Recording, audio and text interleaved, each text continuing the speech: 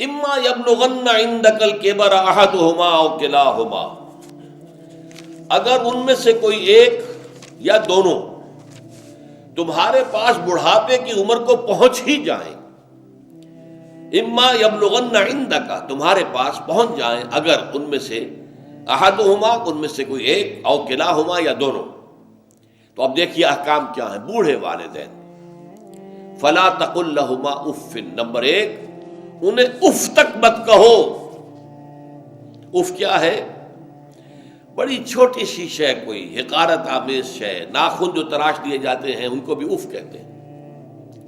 اتنی سی چھوٹی بات بھی ان سے نہ کہو کہ ان کی گستاخی جو ہے اس درجے میں ہو رہی ہو، جیسے کہ یہ تراشے ہوئے ناخن ہے، اس درجے میں بھی کوئی گستاخی ان کے سامنے نہ کرو۔ فلا تقل لہما اف، اف ہے آپ پر، ہمارے ہاں یہ لفظ اف زیادہ استعمال نہیں ہوتا، تف استعمال، تف ہے تم پر، تف ہے آپ پر، نہیں، ہرگز نہیں۔ اف لکما وما تعبدون، حضرت ابراہیم علیہ السلام نے فرمایا تھا، سورہ انبیاء میں ہے موجود یہ اف لکما۔ سورہ احقاف میں جو سرکش اولاد ہوتی ہے ان کے بارے میں کہا گیا وہ اپنے والدین کو اف لکما، آپ پر تف ہو، نہیں، لیکن یہاں جو حکم ہے فلا تقل لہما اف، انہیں اف تک نہ کہو۔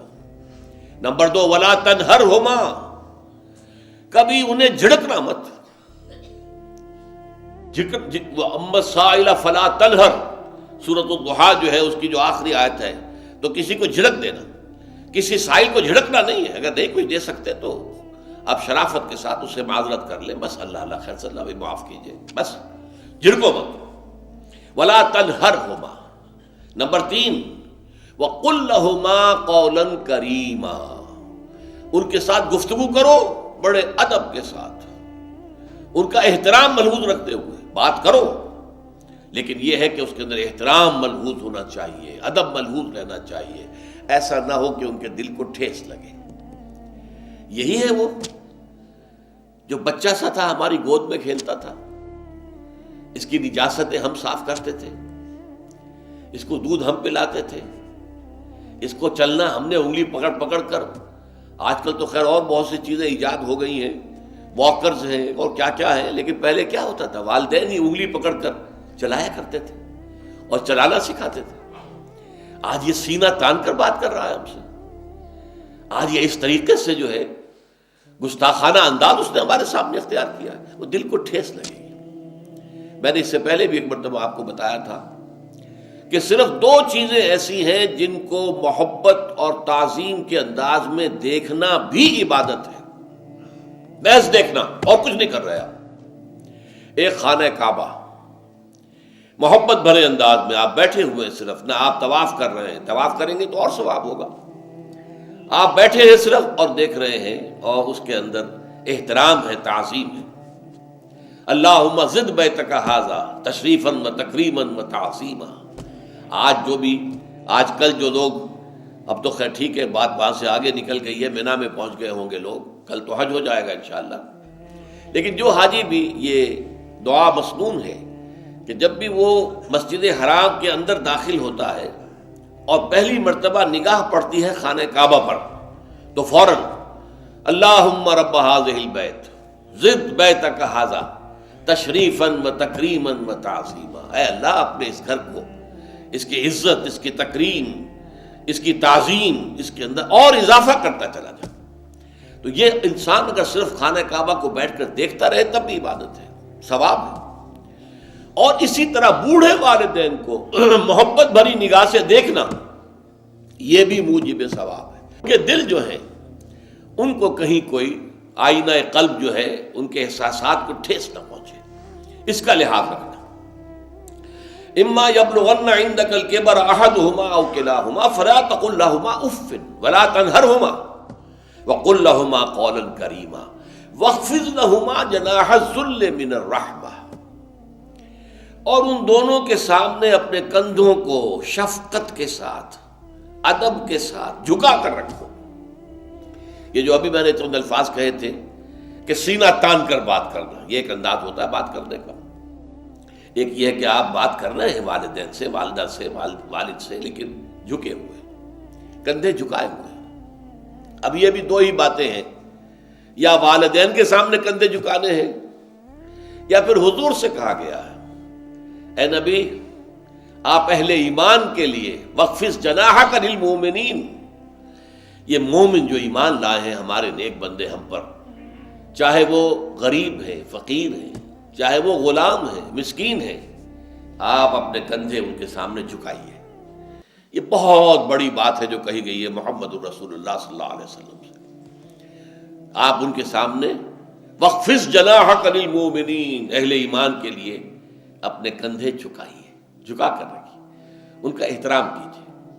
حالانکہ اصل احترام تو حضور کا ہے، وہ تو جب ہم پڑھیں گے سورہ حجرات تو جا کے معلوم ہوگا کہ کس درجے احترام ملحوظ رہنا چاہیے حضور کا صلی اللہ علیہ وسلم۔ لیکن یہاں نوٹ کیجئے وَخْفِضْ لَهُمَا جَنَاحَ الذُّلِّ مِنَ الرَّحْمَةِ، اور اس سب کے بعد بھی وَقُلْ رَبِّ ارْحَمْهُمَا كَمَا رَبَّيَانِي صَغِيرًا، اور یہ دعا کرتے رہا کرو اے رب ہمارے ان دونوں پر، میرے والدین پر رحمت فرما، رحم کر، جیسے کہ انہوں نے مجھے پالا پوسا جبکہ میں چھوٹا سا تھا۔